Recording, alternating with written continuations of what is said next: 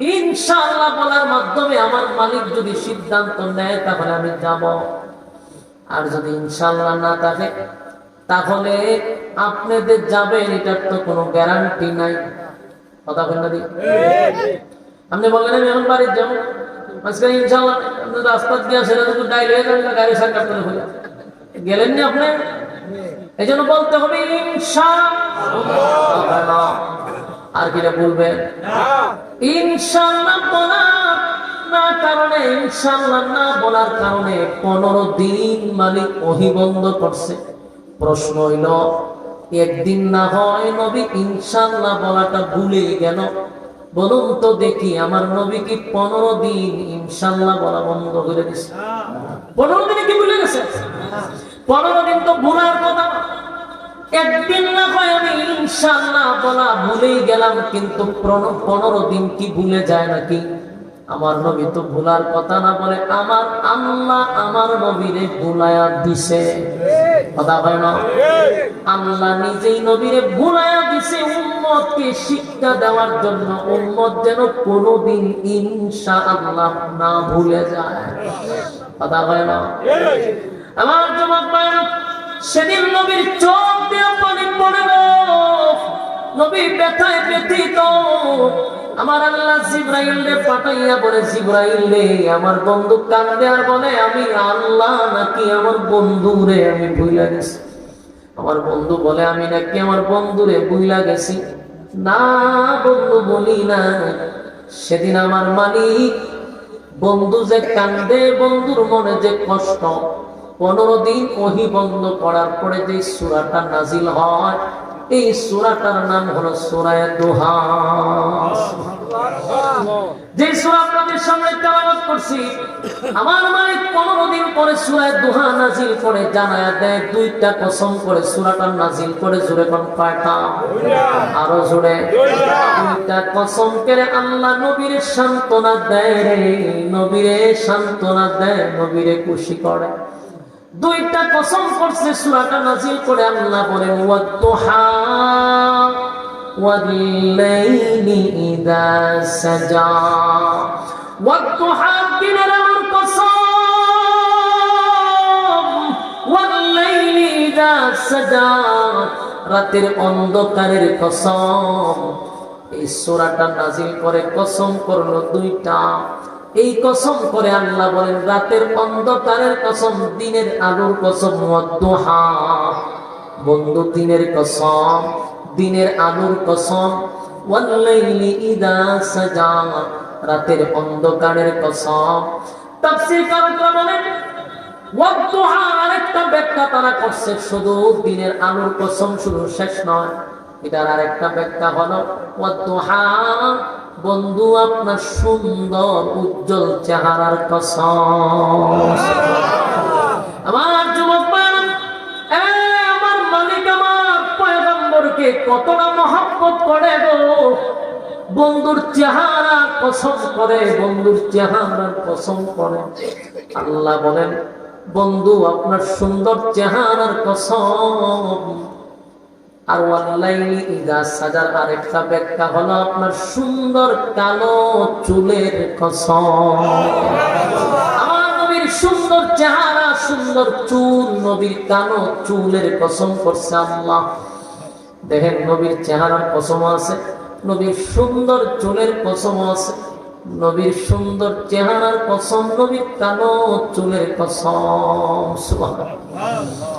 15 দিন পর্যন্ত ওহী বন্ধ ছিল গো। 15 দিন পরে ওহী বন্ধ হয়ে গেল।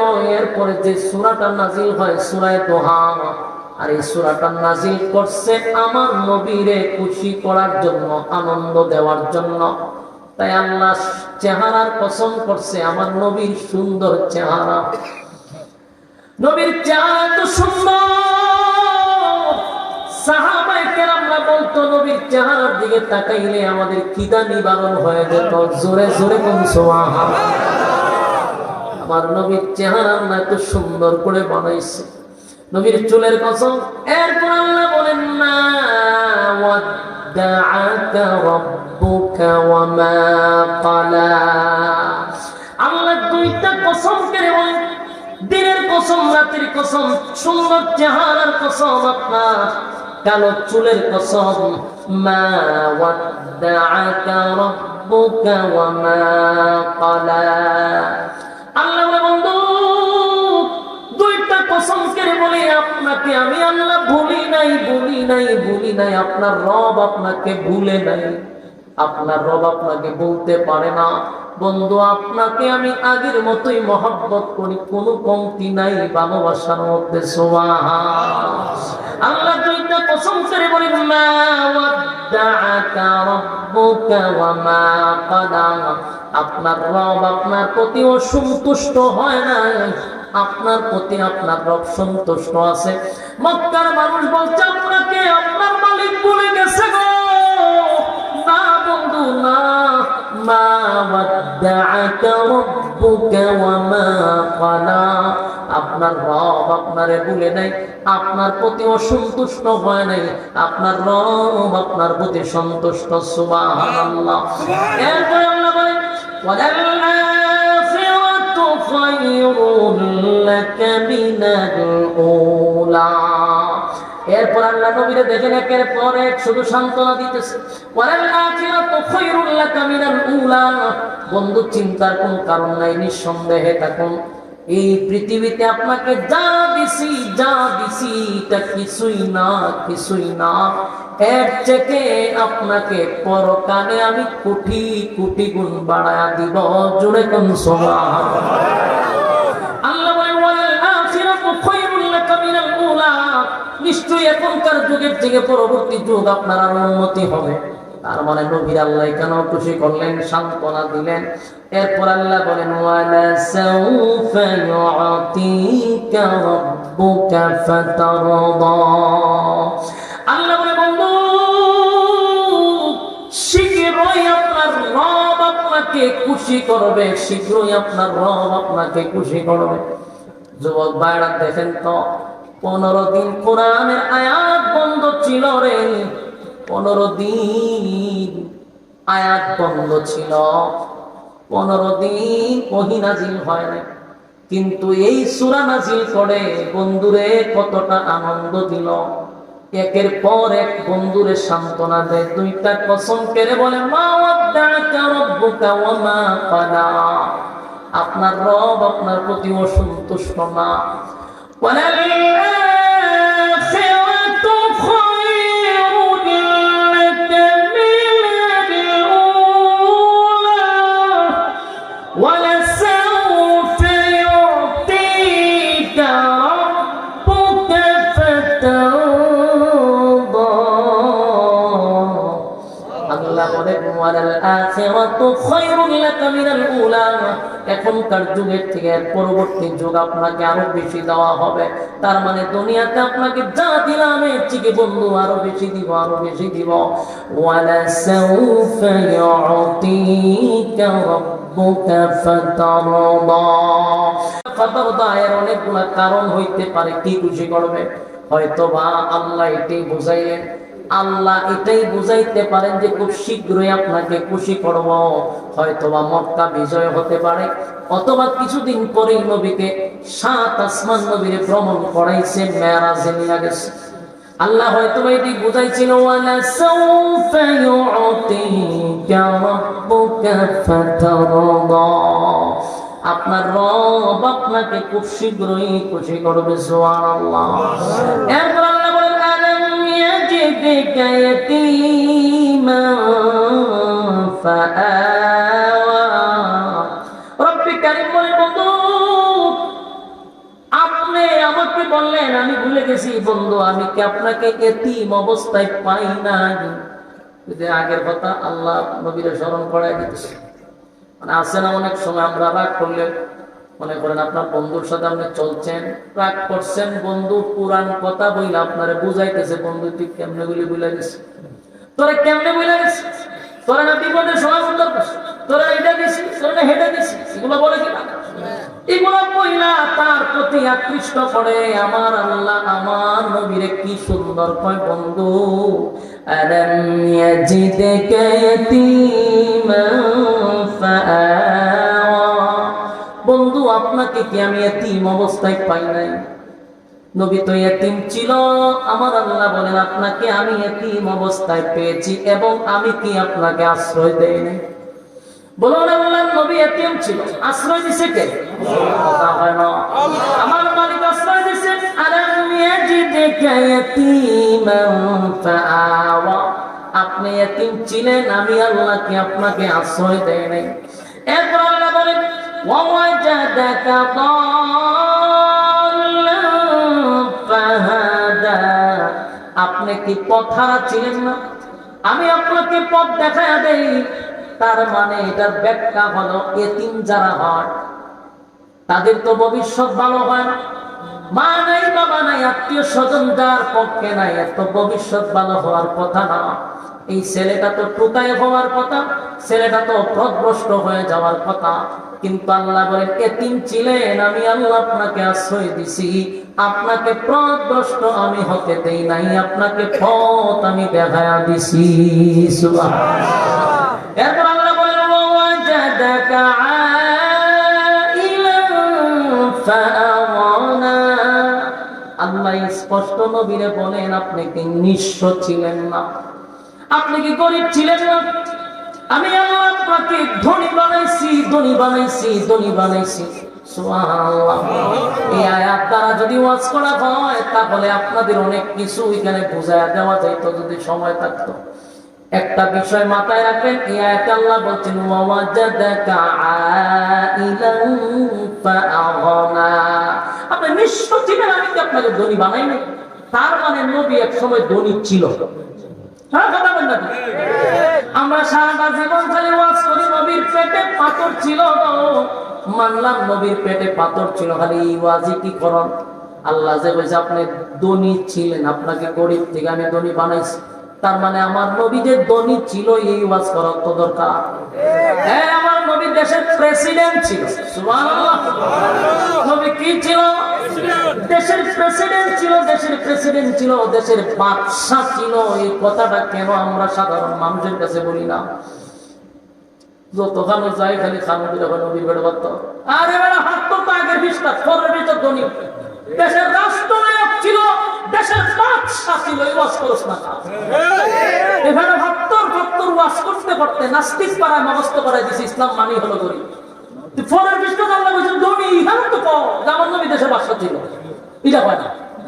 খালি ওই নবী গরিব ছিল, ফেটো ভক্তরা ছিল, খাইতে পেয়েছে না। এই ওয়াজ কুইলা করে ইমোশনাল করে, আর এই ওয়াজ এমন সরা সরছে নাস্তিক পাড়ায়। এটার প্রভাব কি পড়ছে আপনাদেরকে একটু বুঝায়, আপনারা তো বুঝতেছেন না যে এটার প্রভাব কি পড়ছে।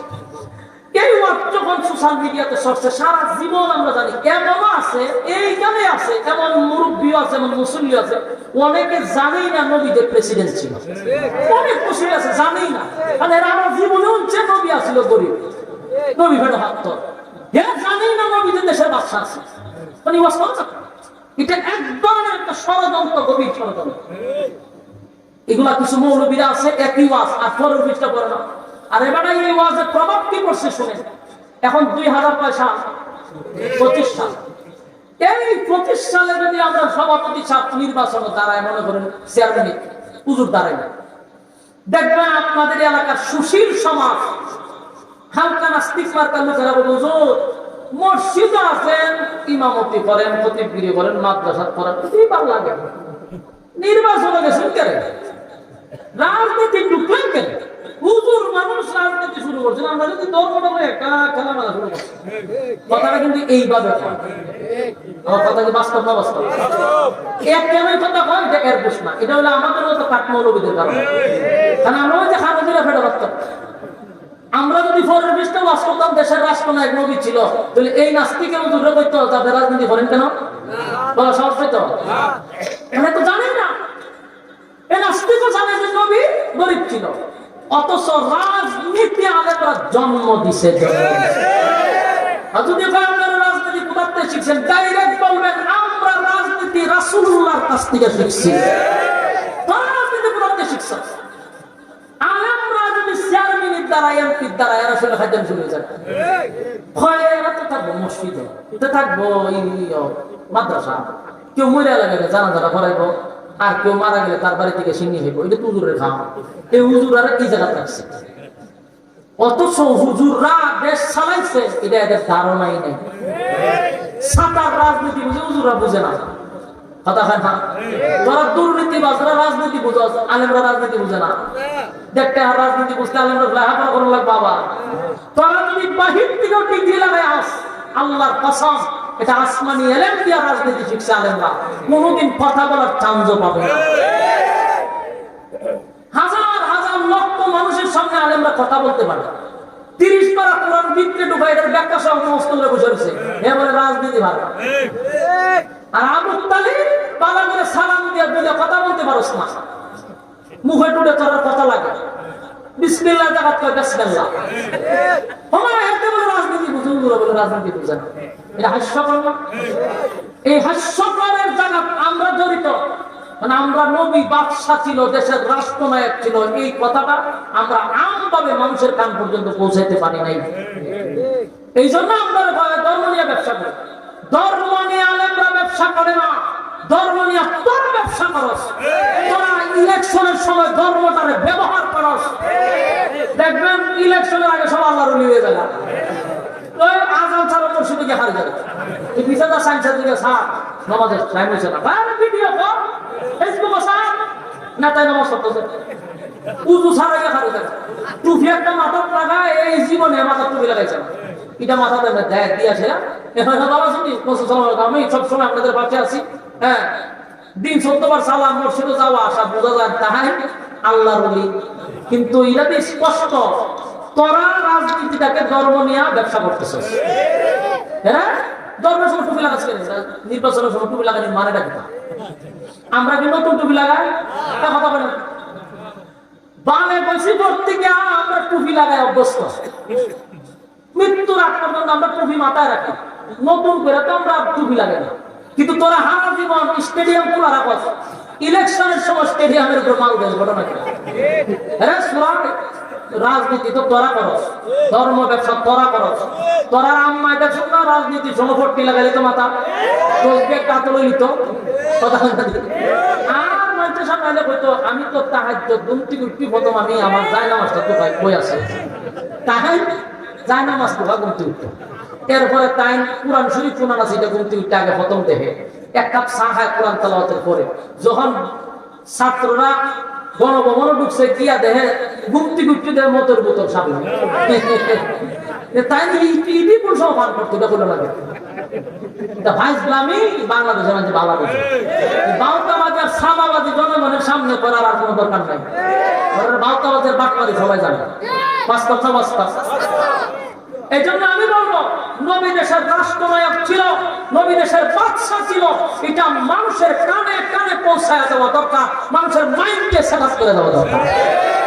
শুধু নবী বাদশাহ খালি শেষ না, হযরত আবু বকর দেশের প্রেসিডেন্ট ছিল, উমর দেশের প্রেসিডেন্ট ছিল, উসমান দেশের প্রেসিডেন্ট ছিল, হযরত আলী দেশের প্রেসিডেন্ট ছিল। আমরা রাজনীতি করতে এসেছি, মাঝে মধ্যে মনটা কয় খাঁচা একটা ফোন ছিল, আধাটা ঘন্টা যদি বাইরে করতাম গড়ি দিয়া তৈলে একটা সুযোগ গেল। আলেমরা রাজনীতি কই পাইছে? প্রত্যেকটা আলেমদেরকে বলবো, প্রত্যেকটা জায়গা থেকে আপনারা এবার 4 মিনিট দাঁড়াবেন, প্রত্যেক জায়গা থেকে দাঁড়াবেন। আর মুসল্লিরা দুষ্কম না, আমি চ্যালেঞ্জ করে বলতে পারো, উনি যদি আপনারা মসজিদের ক্ষতি হয়, উনি যদি 4 মিনিট দাঁড়ায়, সর্বপ্রথম মুসল্লিরা বলে দিত না, নিশ্চিত মসজিদ কেন দিত না? এটার একটা কারণ আছে। হুজুরে যদি বুট দেয় আর উনি যদি চেয়ারম্যান হয়ে যায়, তুই সাজে বাড়ে যে থাকে, এরা বয়স্ক ভাতা মারবো কেমনে? বয়স্ক ভাতা মারবো কেমনে? গম চুরি করবো কেমনে? মানুষের কাটতে খাইবো কেমনে? এই কারণে কেন? একবার আমি যাইতেছি এক জায়গায়, দেখি ইউনিয়ন অফিসের সামনে দারোয়ান যেটা সংবিধান নিয়ে হয়ে রাখে,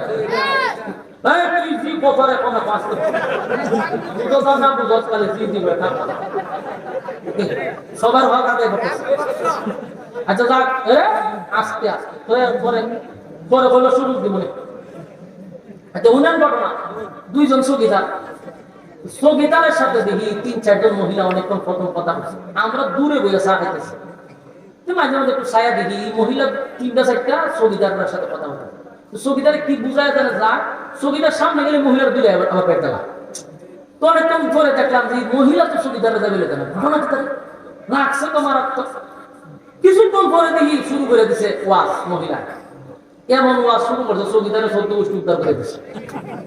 চৌকিদারে আটুক মারছে, বড়টা ঠান্ডা হয়ে পড়ে। কি অনেকক্ষণ লীলা কীর্তি দেখার পরে এক পর্যায়ে মহিলারা গেছিলাম। যাওয়ার পরে কতক্ষণ পরে আমার সাইডের একজন লোককে জিজ্ঞাসা করতে পাই, কি দাও মহিলারা যে আমাদের বেড়াইছে রাখছে, আমি তো ছুটতে দেখলাম না, কিতা ঘটনা কিতা আরে কয়ে না, তো শরমের কথা মানে শরম না, কয়ে না কিতা ঘটনা কিতা ও কেমনে বুঝলাম।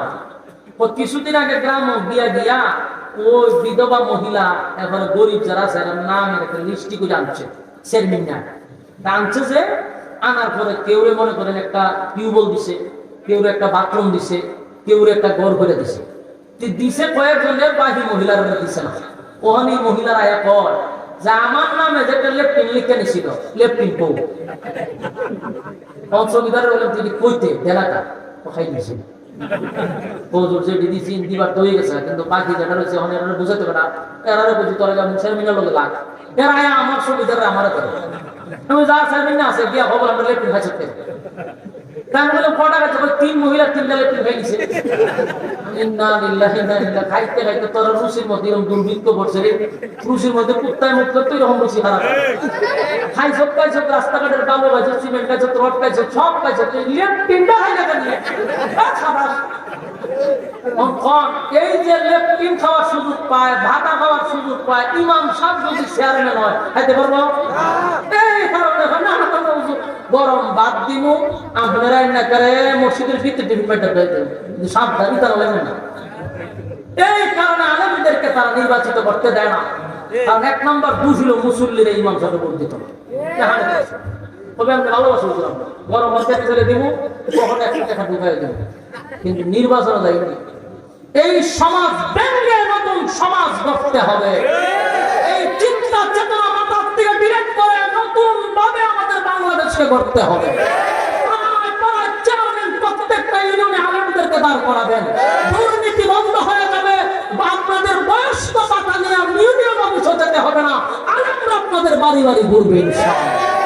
ইতিহাস পরিবর্তন করতে হলে আলেমদেরকে রাহবার বানান। আল্লাহর কসম এদেশে যদি আলেমরা নেতৃত্বে না আসে, চুরি ডাকাতি বদমাশি জানা ব্যভিচার এই দেশে বন্ধ হবে না। আপনারা খাচ্ছ খারাপ তুই আমি গলা ফাটায় কই দিন শেষে আমরা কলিমুদ্দি পাবো ওই হেরে দিব। কারণ একটা বাঘ হয়ে পান রেসোরা এটি বন্ধ করতে আর নাইলে শান্তির দোয়া করে খাবো, শান্তির মারে মাইরা গাতায় করাচ্ছ আর তুই শান্তির দোয়া করছ কেমনি? শান্তির জন্য ইসলামের আইন ফলো করতে হবে। ইসলাম ছাড়া বিকল্প কোনো শান্তি নাই, বাস্তব না বাস্তব কথা বলেন না? আমার নবী দেশের রাষ্ট্রনায়ক ছিল, নবী দেশের বাদশাহ ছিল, এটা মাথার ভিতরে ঢোকান আজকের থেকে ইয়াদ থাকবো নি কথা বলেন না? আমার নবী কি ছিল? দেশের বাদশাহ ছিল, রাষ্ট্রনায়ক ছিল, প্রেসিডেন্ট গিরে ইয়াদ রাখতে হবে। যদি এটা বুঝলা যান তাহলে সমস্যা। আল্লাহ বলেন